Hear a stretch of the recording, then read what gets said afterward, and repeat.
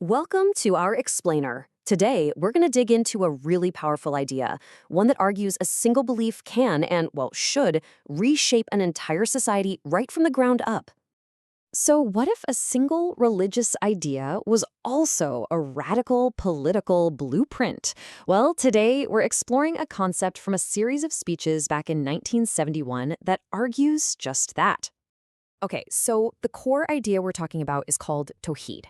But as the source material makes super clear, this isn't just about believing in one God. No, it's presented as something much, much bigger, a comprehensive vision for the entire universe. All right, first up, a universe of one. Now, to really get a handle on its impact on society, we've got to start where the source does, and that's by looking at Tawhid as this complete vision of the universe. So the Islamic vision, as it's laid out, says that the entire universe, I mean everything, from the tiniest particle to the biggest galaxy, is the creation of one single great power, God. It's a worldview where everything is attached to this one creator, a reality that's just, superior to all others. You see this vision captured in verses like this one, Ayatul Kursi, which lays out God's absolute attributes. But here's where it gets really interesting. This idea of a single, all-powerful creator, it has a massive social consequence. And that consequence is this. If there's only one ultimate power, it means that every single thing in existence is fundamentally equal. A star, a king, a regular person, we're all just servants under one single command. That's a radical idea right there. Okay, so let's move on from belief to blueprint.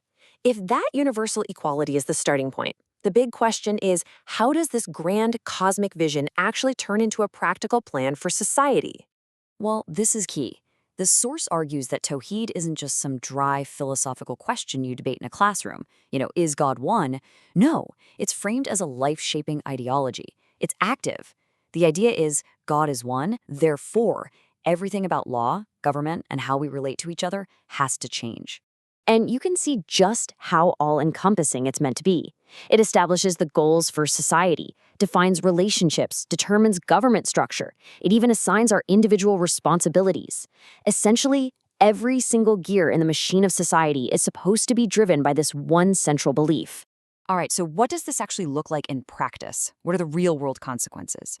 Well, it all hinges on this really powerful and kind of paradoxical idea that connects servitude and freedom. And here's the trade-off. It's a radical one. The core principle is that by choosing servitude to God, you gain absolute freedom from being a servant to any other human being, whether that's a ruler, an elite class, or some kind of oppressive system.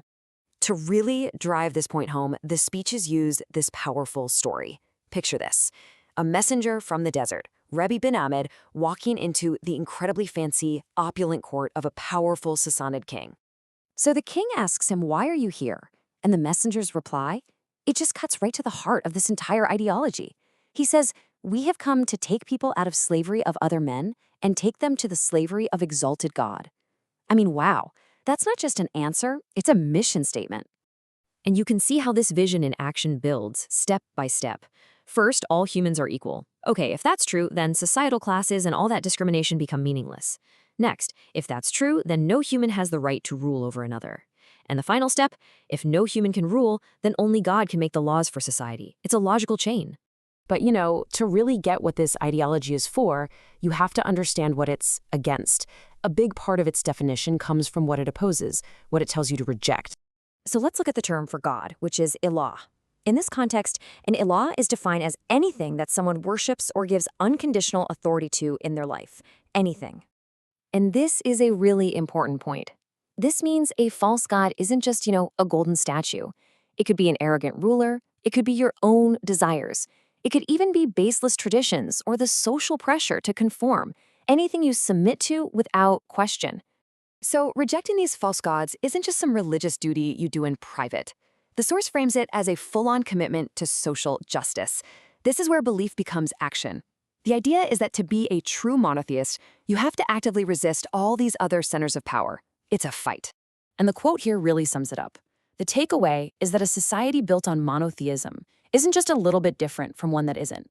Its entire shape, its structure, its whole reason for being, it's all meant to be fundamentally different, right from the ground up. And this leaves us with a really provocative thought, right?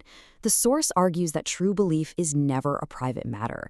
So if we take that logic and apply it to our world today, if any law, a god, is anything we serve unconditionally, what gods does our modern society serve?